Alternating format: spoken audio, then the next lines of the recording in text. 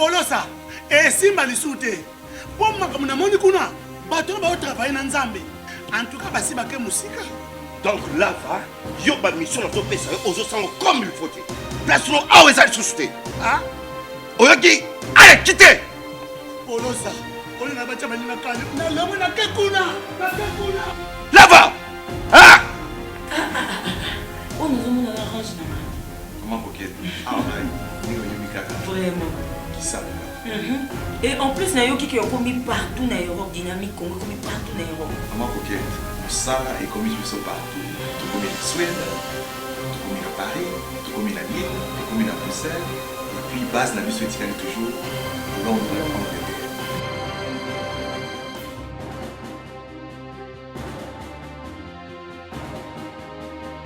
Biso na dynamique Congo. Toza ko avancer na nkolo. Mesdames et messieurs, bienvenue. Critique Info, premier numéro. Le vrai modérateur parle de Tshisekedi qui dévoile son rêve pour le Congo de demain. Et puis, dans Africa News, on peut lire c'est un petit complot très mal monté. C'est la réponse de Vital Kamerhe sur l'affaire de 15 millions de dollars. Il y a aussi Forum des As, Fachi, Ilunga et l'Union européenne sur la même ligne, amélioration du climat des affaires. Mesdames et messieurs, la grande nouvelle, c'est le discours du président de la République qui a augmenté beaucoup plus de cotes de sa popularité dans les rues de Kinshasa. On ne fait que parler de cela. Dans YouTube, sur Facebook, WhatsApp, vous avez tout le monde a des petites phrases. Eh bien, j'aurai le temps de commenter cette information dans la deuxième partie. Mais permettez-moi de revenir un peu sur ce qui a été dit la semaine. C'est vrai, je me suis vraiment interdit de le dire, de commenter ces dossiers, jusqu'à ce que je sois obligé de le faire. Obligé de le faire, c'est la question de Madame Jeannette Kabila. C'est vrai, cette question de Madame Jeannette Kabila a dérangé plusieurs personnes, il faudrait qu'on en parle. Pas dans un esprit de la critiquer ou pas, parce que ça ne va résoudre aucun problème. Elles ont subi les injures, les insultes, les humiliations pendant 18 ans et ça n'a rien changé. Donc, on a compris tout de suite que les insultes et les attaques n'ont pas changé. Maintenant, il faut aller autre chose. Vous savez, les gens, il faut les attaquer dans leurs idées. Et là, vous trouvez même la solution à vos problèmes. Au lieu de les attaquer émotionnellement, ça ne résout aucun problème. Le peuple congolais est très fort sur YouTube, très fort sur Facebook, très fort sur les réseaux sociaux. Ils sont très forts. Vous savez, nous, on est en train de nous tuer. En Afrique du Sud, on est en train de nous maltraiter en Afrique du Sud, mais tout ce que nous savons faire, nous, peuple congolais, c'est sur YouTube et sur Facebook, on est très fort. Tension caca, tension caca. On est très fort dans ça, mais on n'apporte aucune solution malheureusement. Et c'est dans la nature de l'homme congolais, il aime toujours esquiver le problème, même le problème le plus grave. C'est malheureux. C'est malheureux pour ce peuple et c'est malheureux pour un pays qui ne veut pas avancer. Malheureusement, c'est encore le problème de ce pays qui ne veut pas voir les choses du bon côté, qui ne veut pas analyser en profondeur des questions, mais nous restons aussi pas dans le populisme, on reste dans des histoires qui n'avancent en rien. Je dois vous rappeler, mesdames et messieurs, depuis qu'on est petit, depuis qu'on a, je crois, moi, depuis que j'ai 10 ans, 11 ans, j'attendais la thèse de l'occupation.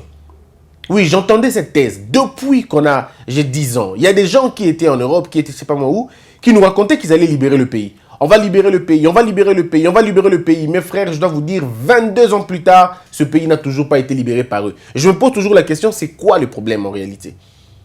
Et je me rêve qu'on fasse comprendre beaucoup de personnes. Les sentiments, l'excitation, les frustrations, c'est bien. C'est une énergie bien. Mais c'est du gaspillage parce que vous ne résolvez pas le problème. Vous allez vous fâcher, vous crier, vous insulter, vous monter, mais le problème reste entier. Quand la colère va passer, vous vous rendez compte que vous vivez dans les mêmes conditions. Par contre, ici, il est temps de revenir en nous-mêmes et de regarder dans quelle direction nous voulons aller. Parce que nous avons essayé une méthode, ça n'a pas marché. On a essayé cette méthode, ça fait plus de 20 ans, ça ne marche toujours pas. Nous avons essayé la méthode des insultes, ça ne marche pas. On a essayé la méthode de dénoncer, ça ne marche pas. Maintenant, il faut changer le paradigme. Et nous en avons deux maintenant. La première thèse, elle est soutenue par un bon nombre de gens. Ceux-là disent que nous n'allons rien changer si l'occupant n'est pas parti. Ils ne nous disent pas qui est l'occupant. Et quand ils doivent nous parler de l'occupant, ils nous parlent du Rwanda. C'est encore une fausse route, malheureusement. Ils nous parlent du Rwanda comme la pièce maîtresse de l'occupation, alors que, pendant que le Rwanda est en train de vous distraire, il y a d'autres pays qui jouent ce même jeu. Mais comme vous êtes tellement concentrés à ne regarder que le Rwanda, d'autres vous font la même chose et parfois pire que ça. Vos enfants sont dans les mines au lieu d'être dans les écoles. Ce n'est pas les Rwandais. Vos enfants sont en train de croupir de faim et de misère. Ce n'est pas encore les Rwandais. Ça, ce n'est même pas encore les Rwandais. Vos enfants, au lieu d'aller à l'école, ils sont en train de circuler dans les rues de Kinshasa, sur le boulevard de 30 juin, accompagner leurs parents qui sont aveugles. Mais vous pouvez vous rendre compte qu'il y a 50, 60 enfants dans la rue. Ici même à Kinshasa, je parle du boulevard. Que du boulevard. Je ne vous parle pas du boulevard Lumumba, je parle du boulevard de 30 juin.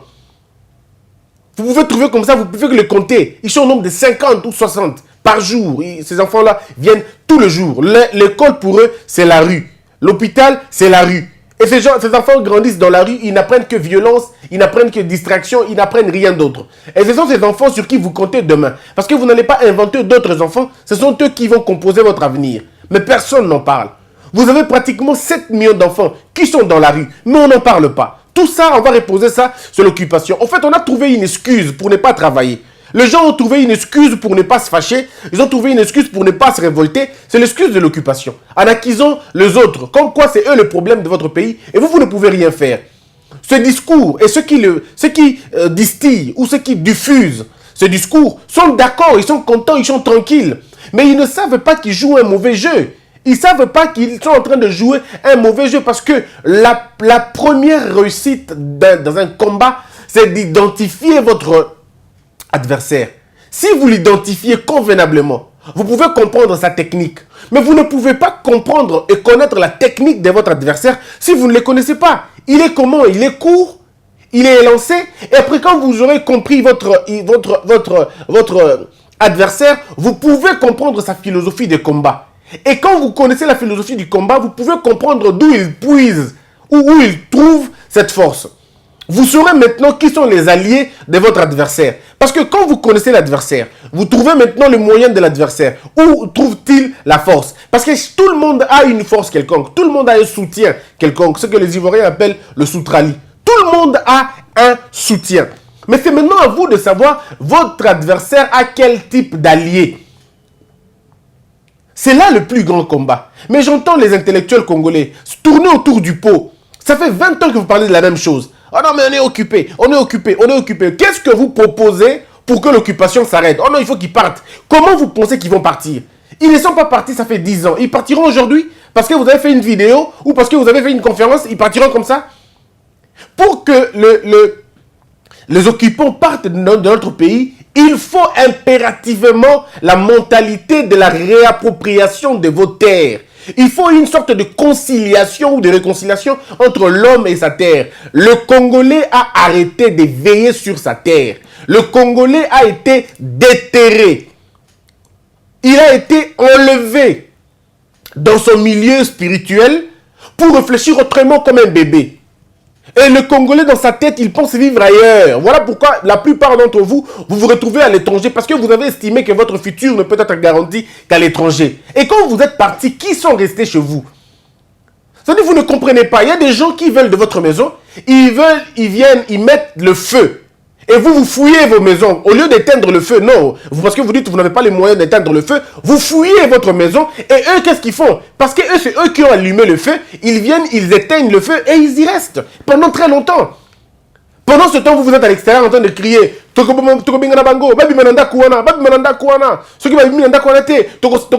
Non, mais venez pour chasser ces gens. Quand je dis venez, ce n'est pas un déplacement physique. C'est conjuguer les efforts de façon... dans l'unité, pour comprendre d'abord nous nous battons contre qui. Cette histoire, c'est une hypocrisie nationale. Excusez-moi de vous le dire, mes frères, c'est une hypocrisie nationale. Les gens qui racontent que non, il faut que l'occupant parte, aussi longtemps qu'ils ne diront pas qui est l'occupant, aussi longtemps qu'on ne connaîtra pas qui est derrière l'occupant. Parce qu'au Congo, il n'y a pas qu'un seul occupant. Au Congo, il y a plusieurs occupants qui viennent de différents pays. D'autres sont là dans l'idée de prendre vos terres. C'est le cas du Rwanda. D'autres sont là dans l'idée de vous esclavagiser, prendre votre économie. C'est les cas du Liban, Pakistan, Chine, Inde, c'est le cas de ces pays-là. Qui viennent dans l'idée de vous prendre votre économie. C'est beaucoup plus grave d'ailleurs. Parce que c'est avec votre économie qu'ils vont acheter vos terres. Et vous pouvez donc le remarquer. Ils sont plus nantis que vous. Ils vivent dans les beaux palais, dans les beaux palais que vous. Ils sont protégés par vos propres sécurités, vos propres agents de sécurité. Vous avez des difficultés de vous réintégrer, de vous construire. Le problème du Congo, c'est sa déconstruction et même sa déstructuration. On connaît que ce problème-là, il est là. Maintenant, le problème ici, c'est investir dans cet homme-là, travailler dans la réconciliation de l'homme et sa terre. Le jour où le Congolais va être fier de sa propre terre, à côté Kamine Mbote, ndeko à côté Kamine Mbote, à côté Kadjougouté, à côté Kamaïndombete, à côté Kakasaïté. Ceux qui Congolais sont déjà liés dans ma belé naïe, c'est difficile de Congolais dans ma belé wana. Mais si les Congolais ne trouvent pas l'essence de sa vie dans le sol, ça ne marchera pas. Ça ne marchera pas. Pour le comprendre, allez voir les fermiers. Vous comprendrez que c'est difficile de prendre la terre à quelqu'un qui a tissé les liens avec sa terre. C'est difficile. L'Ikambouya Bélé dont on raconte ça comme ça. Mais l'Ikambouya Bélé, c'est spirituel et philosophique. Il faudrait que la terre réponde aux questions de l'homme pour que l'homme se trouve être gardien de cette terre-là. Mais si la terre arrête de profiter, de donner à l'homme la substance de sa vie, l'homme ne pourra pas protéger la terre. L'homme se sentira étranger sur sa propre terre. Il va se sentir étranger sur sa propre terre. Et là, le système politique congolais a été fait de sorte que de vous envoyer à l'extérieur, de vous pousser à fuir le problème du pays au lieu de les résoudre. Donc le jour où nous allons renverser les paradigmes, le jour où le sol congolais profitera aux Congolais, le Congolais va être dans la possibilité impérative de protéger son sol. Mais le problème là, on ne le voit pas. On ne le voit pas. Le Congolais attend tout. Il est très vigilant jusqu'à ce qu'un Tutsi parle. Quand un Tutsi parle, alors ça l'embête totalement. Il peut arrêter tout ce qu'il fait parce qu'il doit donner l'impression que Moutona Lobaki, Moutona Salaki, Moutona Salaki. On vous vend une mauvaise idée, mes frères. Excusez-moi de vous le dire, mais on vous vend une mauvaise idée sur le Tutsi Power. On dit le Tutsi Power. On attribue à ces gens une force extraordinaire. Et moi, laissez-moi vous dire, les Tutsi Power ont le pouvoir de tuer les gens. Oui, ils peuvent me tuer, moi, pas de problème. Ils peuvent me tuer. Mais ils ne pourront pas réussir leur mission dans le temps. La force n'est pas d'en tuer les gens. Non, vous pouvez tuer les gens et puis après, rien ne se passe. Combien de Congolais sont morts pour la question des terres aujourd'hui? Ce n'est pas le problème. Mais le problème, c'est que pourquoi nous leur attribuons toutes les forces du monde? Ils ont construit un mythe et vous placez-vous dans une situation de peur. Et vous avez continuellement peur. Il suffit qu'ils fassent un petit discours. Ah, vous avez peur. Il suffit qu'ils disent un mot. Vous avez peur. Mais pourquoi vous n'arrivez pas, vous, à inverser la tendance? Pourquoi vous n'arrivez pas à leur faire peur aussi? Pourquoi il n'y a que vous qui avez peur? Oh non, il n'y a pas de prudence dans la peur. Vous devez inverser la tendance. Si eux ont la possibilité de vous faire du mal, pourquoi vous n'avez pas la possibilité de leur faire du mal? C'est comme un enfant qui rentre à la maison, papa, Muningananga, Albeko Betanga, Muningananga, Albeko Betanga. Yobisa Kienin, oh, Albeko Betanga. Non, mais Yobisa Robeta. Pourquoi tu crois que ceux qui aiment ça Robeta, c'est parce qu'au fond de toi, tu sais que tu es faible. Et nous sommes faibles moralement. Et quelqu'un de très important, Karl Marx disait que la force ne se trouve pas dans le muscle, mais la force se trouve dans l'idéologie, dans l'idée, dans les idées. Dans notre capacité de nous définir comme des hommes. C'est ce qui est très important. Moi, je ne pousse pas la thèse selon laquelle, pour que le Congo change, il faut que l'occupant parte. Non, ça ne s'est jamais passé comme ça dans la vie. Le jour où les Français ont dit non à l'occupation allemande, parce qu'ils avaient étudié l'occupation, ils savaient d'où venait l'occupation, et ils savaient que le gouvernement Vichy n'était qu'un gouvernement fantôme, et que le vrai gouvernement était ailleurs, en Allemagne, ils ont combattu l'Allemagne. Ils n'ont pas combattu seulement ce gouvernement, c'est par ricochet. Ils ont combattu le gouvernement Vichy. C'est tombé. Et puis ils se sont battus contre ceux-là qui voulaient les imposer une sorte d'occupation. Et après, vous avez vu le gouvernement provisoire qui a recadré certaines choses. On n'attend pas que l'occupant parte parce qu'il ne partira pas. L'occupant ne peut pas partir. Donc, mes frères, tous ceux qui vous disent le Congo n'avancera pas tant que l'occupant est encore là. Si ces gens-là ne vous disent pas qu'est-ce qu'il faut faire pour que l'occupant parte, eh bien, ce sont des populistes. Et malheureusement, nous en avons beaucoup, des populistes. Ils sont très nombreux. Le populisme est un courant qui ne présente pas les problèmes comme il est, mais qui vous fait croire que vous êtes vraiment dans le problème, alors qu'en réalité, ils ne veulent que séduire et vous séduire. C'est un courant qui excite les gens. C'est comme quelqu'un qui a une plaie, au blessé, comme je le dis toujours, au blessé, il faut parler de la douleur de la plaie et aussi de l'espoir de guérir sans donner le remède. Au moment où vous avez un peu bien, vous avez un oui, et la personne qui a mal se sent un peu consolée. Mais en réalité, son problème reste le même. Sous-marin,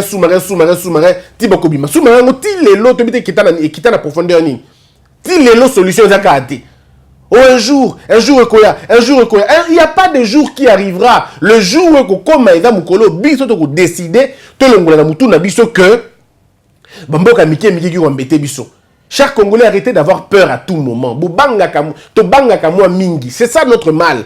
On a tellement peur au point que il suffit que tout le monde le bagali kambu pas bubangi. Tolobi tout tu power. Oui, mais pourquoi pas Bangala Power Pesali? Parce que ce n'est qu'une tribu qui se considère le rôle de la puissance. Mais pourquoi nous on n'est pas dans Bangala Power, to Kasai Power, to Bandundu Power? Pourquoi vous n'avez pas ça? Si vous ne trouvez pas que Power vous a compliqué, ou vous en a compliqué, pourquoi vous ne parlez pas des Bantu Power? Ou pourquoi vous ne parlez pas des Congolais Power? Pourquoi il n'y a qu'un groupe qui doit vous faire peur jusqu'à la fin? Non, vous n'êtes pas faible. Vous pensez que vous êtes faible. Mais en réalité, vous n'êtes pas faible. Moi, j'aimerais dire aujourd'hui aux gens, ce qui est important, c'est Napoléon Bonaparte qui le dit. Napoléon dit ceci: il faut de fêtes bruyantes aux populations. Parce que les sots aiment le bruit. Et la multitude, c'est le sot. Ça veut dire que les gens aiment le bruit. Et vous allez voir. Aujourd'hui, il suffit de faire une vidéo sur Azérès Roubero, sur Jeannette Kabila. Mais pour avoir autant de vues. Parce que les gens sont tellement passionnés là-bas. Ça fait 20 ans. Qu'est-ce que ça a changé? Ça m'étonne qu'aujourd'hui, les gens se posent des questions sur la nationalité de Jeannette Kabila, sur la nationalité de Roubérois, et ils veulent nous poser ça comme question aujourd'hui. Ils veulent nous le poser comme aujourd'hui. Aujourd'hui, la question, la nationalité de Bango, c'est aujourd'hui que vous posez la question, après qu'ils aient été des députés, ministres pendant plus de 18 ans, c'est aujourd'hui que vous voulez nous poser des questions de leur nationalité. Est-ce que c'est sérieux vraiment? Cette question ou ces questions auraient pu être posées le jour où ils sont arrivés au Congo. Pourquoi vous n'avez pas été là quand ils étaient arrivés au Congo? Pourquoi vous n'avez pas opposé une résistance à cela? Et aujourd'hui, vous voulez responsabiliser une génération pour dire que non, trouvons d'abord la solution à leurs problèmes. Non, le problème n'est pas là. Le problème n'est pas là. Le problème ici est de savoir qu'est-ce que nous voulons faire de notre avenir. Est-ce que nous avons peur de... Je dis non. Personne qui soit intelligente, on comprendre que dans un combat, la plus grande erreur, c'est de surestimer son adversaire, en même temps de le sous-estimer. Nous devons considérer que dans ce pays, nous sommes assiégés par plusieurs fronts qui viennent de différents pays. Mais dont le résultat est le même, c'est le chaos du Congo. Parce que si aujourd'hui le Congo est balkanisé, le Liban n'a pas de problème, le Pakistan n'a pas de problème, l'Inde n'a pas de problème, le Rwanda, ils s'en foutent, qu'on soit balkanisé ou pas. Ils peuvent d'ailleurs attendre ça. Mais le seul perdant, ça va être les Congolais. Donc nous ne pouvons pas aller dans ce sens-là. J'aimerais, mesdames et messieurs, qu'on se convienne sur un point. Si vous lisez Les Forces perdues, un livre écrit par Maxime Descamps en 1867, je crois, il essaie d'expliquer convenablement comment on peut ressortir une sorte de résistance. Il dit ceci: plus la défaite a été humiliante, eh bien la résistance doit être vive. Ça veut dire, si nous estimons que nous avons été détruits, que nous avons été assiégés, alors nous devons résister terriblement. Alors, qu'est-ce qui s'est passé réellement? Ce qui s'est passé réellement, c'est le propos de Mme Jeannette Kabila qui a embêté et qui a dérangé les gens. Qu'est-ce que Mme Jeannette a dit? Mme Jeannette a parlé de 3 éléments qui ont retenu mon attention. Le premier élément, Madame parle du recensement. Le deuxième élément, elle parle du service national. Troisième élément, elle parle de 5 langues. J'aimerais qu'on s'entende bien. Le recensement, c'est une très bonne chose. Le recensement n'est pas mauvais, c'est bien. Mais Madame Jeannette, pourquoi vous proposez ça aujourd'hui? Pourquoi seulement aujourd'hui? Et pourquoi vous calculez terriblement et systématiquement la partie est du pays? Pourquoi vous ne le commencez pas au Katanga, qui est votre province, entre guillemets? Pourquoi vous ne le commencez pas à l'Équateur? Pourquoi vous ne proposez pas qu'on commence ça à Kinshasa? Quel est l'intérêt caché derrière le recensement à l'est du pays? Mais attention, il y a encore un piège, madame. Le piège, c'est que nous n'avons pas la maîtrise de ceux qui sont à l'est du pays. Même ceux qui sont à Kinshasa, nous ne connaissons pas les nombres exacts de ces gens-là. Et nous ne connaissons pas la nationalité, disons, les origines de chacun. Donc, le recensement maintenant, ce n'est pas une très bonne chose. Le recensement maintenant est un piège. Nous ne pouvons pas recenser dans ces conditions. Il faut des préalables pour recenser. Le premier préalable du recensement, c'est d'abord une table ronde de notre identification. Surtout de notre nationalité. Nous devons d'abord savoir. Parce qu'aujourd'hui, rien ne prouve que je suis congolais. Qu'est-ce qui prouve que moi, Christian, je suis congolais de père et de mère? Qu'est-ce qui prouve? Parce que je n'ai aucun document qui prouve que je suis congolais de père et de mère. Vous voulez parler de la carte d'électeur? N'importe qui peut l'avoir. Il y a eu un recensement il y a pas longtemps ici, on a trouvé des Brazzavillois avec nos cartes d'électeurs. On a trouvé beaucoup. On a trouvé même certains Libanais avec nos cartes d'électeurs. Des Chinois avec nos cartes d'électeurs. Donc ce n'est vraiment pas le problème. Nous avons une faiblesse dans notre administration. Notre administration est faible. On peut se donner des moyens, on peut se donner tous les documents de l'État au prix d'argent.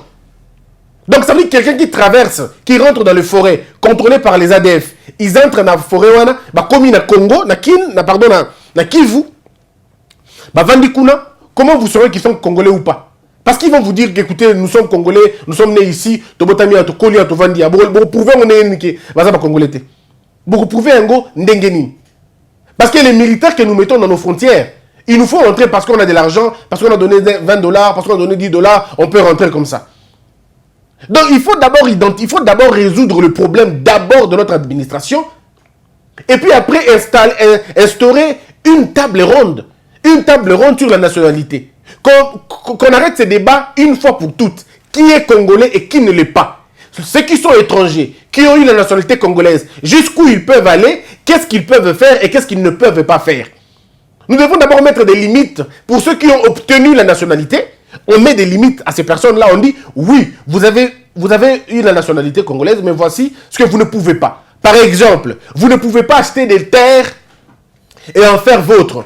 2. Vous ne pouvez pas, par exemple, devenir maire de la ville, chef coutumier ou ministre ou président de la République dans notre pays. 3. Vous ne pouvez pas donner la nationalité que vous avez déjà reçue. Vous ne pouvez pas la donner à quelqu'un d'autre. Donc, bref, on étudie ça comme ça. Je suis en train de donner juste des idées en l'air. Mais on peut étudier convenablement pour arrêter un peu la question de l'usurpation de la nationalité. Parce que notre nationalité s'obtient comment? De quelle façon elle s'obtient? Par naturalisation ou par origine. Mais quand on y va un peu dans la profondeur, on se rend compte que les textes sont beaux. Mais la pratique sur terrain est terrible. N'importe qui peut s'aventurer et vous donner une nationalité qui n'est pas la vôtre. Parce que si moi je peux déjà avoir un permis de conduire sans me rendre dans le bureau où on délivre le permis, donc je peux avoir aussi mon passeport comme ça. Alors si quelqu'un peut avoir son passeport sans faire le déplacement physique, donc il peut avoir la nationalité aussi sans le faire. La question, c'est notre tissu de l'existence qu'il faut d'abord réfléchir, mais ça, on ne le fait pas. Donc, le problème de recensement, madame, est un piège. On n'en a pas besoin pour l'instant. Nous avons d'abord besoin d'avoir une administration forte, une administration intègre, où on saura que personne ne pourra avoir le document qu'avec l'argent, mais tout le monde aura un document parce qu'il a rempli les critères.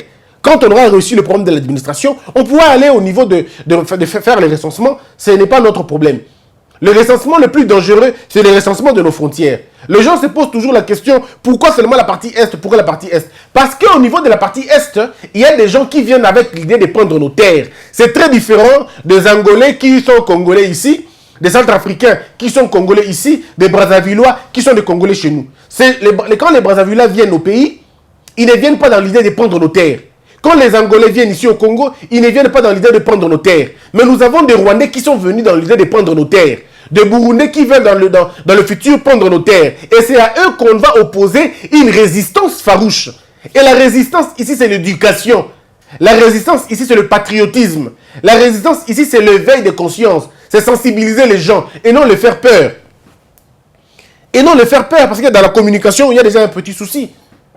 Arrêtons d'avoir peur. Ça, c'est le premier point échec au niveau de Madame Jeannette. Deuxième point, service national dont Madame parle. On est bien d'accord pour le service national. On est bien d'accord pour faire le service national. Mais qui va faire le service national? Qui va faire le service national? Parce qu'il y a danger de former même les enfants qui ne sont pas les nôtres. Parce qu'ils risquent de se retourner contre nous. Et ça, ce n'est pas qu'au niveau de l'Est, mais dans tous les pays, dans tous les coins. Tous les 9 voisins du Congo regardent le Congo comme une opportunité de détruire, comme une opportunité d'arracher les terres. Si le Rwanda prend une partie, Brazzaville n'hésitera pas de prendre sa partie. Le Centrafrique n'hésitera pas. Soudan, Zambie et les autres, ils n'hésiteront pas de prendre. Parce que si nous sommes un éléphant qui est tombé, il dépendra maintenant des efforts de chaque pays voisin pour prendre une portion de nos terres. Heureusement, ça n'arrivera jamais. Parce que comme je vous avais dit, les générations qui sont passées avant nous ont failli. Il y en a qui parmi eux cherchent à se racheter aujourd'hui auprès de la population, alors qu'ils étaient eux aussi les architectes de la désolation de notre pays.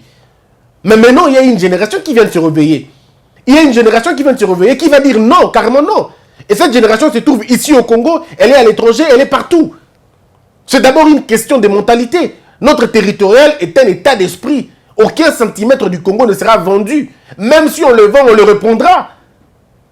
Et c'est l'arme qui doit marcher dans la tête des Congolais. Nous, on n'ira pas faire des guerres ou des... Non, mais on ira faire des guerres d'idées. Les guerres d'idées sont très importantes.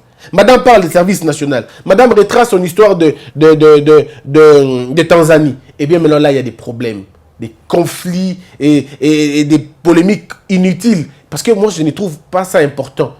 Je trouve pas ça important dans la mesure où tantôt elle est rwandaise, tantôt elle est tanzanienne, tantôt elle est congolaise, tantôt elle est katangaise, tantôt. Et moi, je peux vous dire, mesdames et messieurs, la vérité, je m'en tape, ce n'est pas le problème. Pour moi, le problème, ce n'est pas là. Le mal a été commis, nous devons travailler pour résoudre ce problème-là, pour que pareil cas ne revienne pas plus tard. Parce que si nous voulons rester que dans le passé, on ne résoudra aucun problème. Nous voulons maintenant aller au débat, un peu plus en avant pour dire, bon d'accord, il y a eu des problèmes, qu'est-ce qu'on va faire pour que ça avance, pour que ça change? Au lieu de rester stigmatiquement sur une personne ou sur des gens, ce n'est pas important. Madame Jeannette s'est trompée sur toute la ligne et sur toutes les propositions qu'elle a eu à faire. Mais à côté, il faut aussi dire aux Congolais de ne pas tomber dans les excès. J'ai entendu des gens dire « Atikana Nkolobaté n'a parlement depuis à Kotawana à Lobika Asiko », ce qui n'est pas vrai. Et elle a eu le temps de prendre la parole plusieurs fois lorsque Kabila était encore au pouvoir. Ça, il faut le reconnaître. Ce n'est pas la première fois qu'elle commence à parler. Mais je suis étonné qu'elle commence quand même à avoir l'idée de donner les leçons du patriotisme aujourd'hui. Moi, je suis étonné aussi. Parce qu'avant, ce n'était pas le cas. Donc, il faut aussi saluer un peu cette ère qui commence aujourd'hui. Parce que comment on peut donner les leçons de la démocratie ou du patriotisme aujourd'hui? C'est parce que le secteur est favorable. C'est parce que l'environnement est favorable. Et elle, au fond d'elle, elle sait que avant, je ne pouvais pas, mais maintenant, je peux. Non, je crois qu'il est important de dire aux Congolais la vérité. N'oublions pas que quand madame parle de 5 langues, le Congo a 4 langues nationales. Le Congo a 4 langues nationales plus une langue officielle. Question, posons-nous. Est-ce que madame avait parlé d'une langue officielle plus 5 langues? Question. Est-ce qu'elle a parlé de 5 langues dans l'ensemble, confondant les 4 langues nationales et la langue officielle qui fait 5? De quelles 5 langues elle parlait? Encore qu'elle n'a pas énuméré la dernière langue. J'aurais aimé écouter cette 5e langue. Serait laquelle? Mais vous allez voir des Congolais perdus. Il y a quelqu'un qui m'a appelé. J'ai mal. Ah, ndeko. Donc, bon,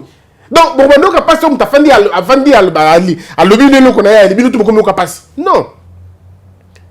La vie est un jeu de questions et de réponses. Quand on vous pose des questions, répondez. Quand quelqu'un dit le mal sur votre pays ou sur ce que vous pensez, le mal, intervenez. Dites aussi.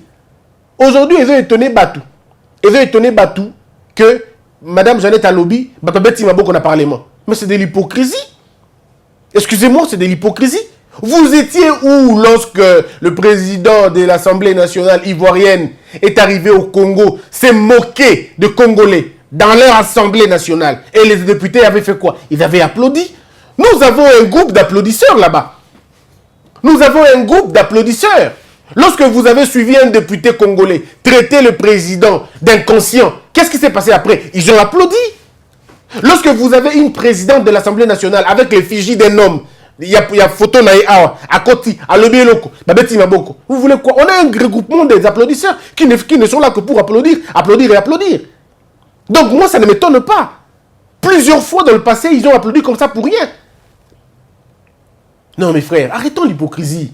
Arrêtons l'hypocrisie, ne cherchons pas des raisons, place raisons exatées. Le problème de notre occupation est multiple et multidimensionnel. Réfléchissons, faisons une table ronde de l'occupation, si vous le voulez. Et détaillons le principe de l'occupation. Si nous réfléchissons objectivement, vous vous rendrez compte que votre peur est beaucoup plus grande que le mal qu'il y a. Vous allez vous rendre compte que vous avez beaucoup plus peur parfois pour rien. L'occupation est là, oui. Mais cette occupation est maintenue, entretenue par des Congolais. Dans les groupes armés, il y a des Congolais là-bas. Arrêtez de nous tromper. Quelle est la différence entre un groupe armé, Est de la République, jeune Kounou, Kinshasa, c'est quoi la différence? Parce que ça conduit tous à la mort. Non, mes frères, on est hypocrite. Le problème, c'est nous, Congolais. Regardons-nous dans les yeux et disons-nous qui ont contribué à l'occupation aux Angolelo. Et permettez-moi de vous le dire, aujourd'hui, les donneurs de leçons, la plupart des donneurs de leçons sont eux qui ont donné des passeports aux gens. C'est pas parce que les gens se taisent qu'ils ne connaissent pas. Hein. Il y a des gens au Congo qui ont donné des passeports congolais, zaïrois au Rwandais, zaïrois au Burundais. Il y a des gens qui ont payé les maisons.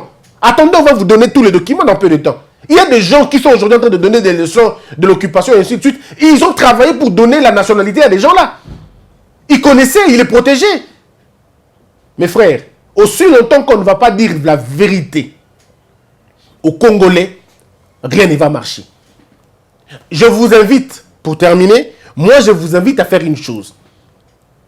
Je vous invite simplement à considérer que n'attendons pas que les occupants partent pour recréer le pays, pour redresser le pays, ou pour reconstruire le pays. Travaillons maintenant. Informons chacun de nous de se réapproprier la terre, de se réapproprier, de se réhabiller du patriotisme et de se battre pour considérer que notre terre est un don de Dieu, est un héritage spirituel, culturel, et que chaque fois que les gens s'approprient notre nationalité et en font usage, généralement contre nous, nous insultons la mémoire de Kimbangu, nous insultons la mémoire de Kimpanvita, nous insultons la mémoire de Tatou Honda, Tatou Bonda, nous insultons la mémoire de Wese Tuliwangu. Nous insultons la mémoire de Kadima, Mfumu Kadima. Nous insultons la mémoire de ceux-là qui ont travaillé pour que le Congo soit ce qu'il est aujourd'hui. Mettons-nous dans la tête qu'aucun pays n'a le droit de prendre nos terres. Ça, la lutte doit être menée par le peuple. C'est vous qui vivez les coins. C'est population de Minembwe. Vous vivez là-bas. Vous avez vu les gens venir chez vous. Ne laissez pas cette terre partir. N'attendez pas que le pouvoir prenne une décision. Mais vous, là-bas, prenez-vous en charge. Refusez. Si vous trouvez qu'il y a des gens qui veulent vous mettre mal à l'aise, refusez.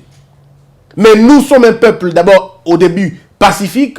Nous n'avons pas besoin de faire des guerres. Nous n'avons pas de guerres communautaires au Congo. Nous n'en avons pas. Ceux qui veulent provoquer nos communautés, créer des désordres pour tirer des dividendes après, ils vont être confondus.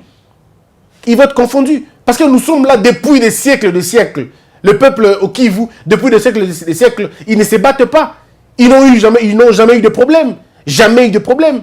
Au niveau du nord, de l'ouest, on n'a jamais eu de problème. Quand on a des problèmes, c'est parce qu'il y a un intérêt politique qui nous oppose. Mais nous-mêmes, comme ça, on n'a pas de problème. Et nous allons garder ces mêmes climats jusqu'à la fin. Seulement, nous devons mettre dans notre tête que nos terres sont les nôtres et nous ne pouvons pas céder 1 centimètre de nos terres.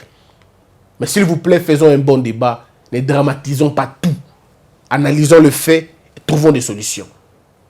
À Madame Jeannette Kabila, Madame, avec tout le respect que je vous dois, chère honorable, rassurez-vous d'une seule chose, le Congo n'a pas 5 langues. Le Congo a 4 langues plus une langue officielle. La langue officielle, c'est le français. La langue nationale, ou les langues nationales, c'est le Kikongo, le Tshuluba, le Lingala et le Swahili. 4 langues par rapport à nos groupes ethniques. C'est ça que nous avons. Donc, c'est la 5e langue dont vous avez fait allusion. Je crois que ça doit être le français. Je serais étonné que ce soit une autre langue. Parce que si vous confondez que Kingbandi est comme une langue et la langue de Kingbandi est un dialecte.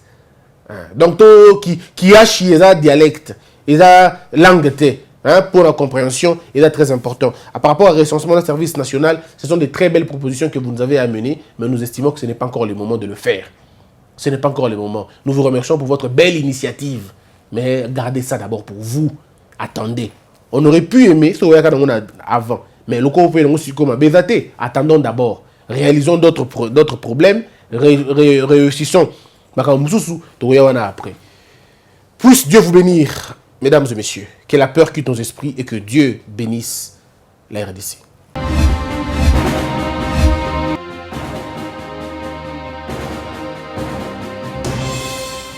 Patron nga Polosa, esimba lisute. Po makamuna moni kuna, bato ba travailler na Nzambe. En tout cas, basi bake musika. Donc là, va, yo ba mission na to pesa yo ozo sango comme il faut. Place no awe za susute. Ah? Oyoki, allez, quittez. Polosa, on na bacha bani na kale. Na lomo na kekuna, na kekuna. Là va. Ah! Oh, nous avons un arrange. Comment coquette? Ah, Vraiment. Qui ça? Et en plus, Nayo qui est commis partout dans l'Europe, dynamique Congo, commis partout dans l'Europe. Comment coquette? Ça est commis partout. Tout comme en Suède, tout comme à Paris, tout comme à Lille, tout comme à Bruxelles. Et puis, base la mission éthique toujours Londres, Angleterre.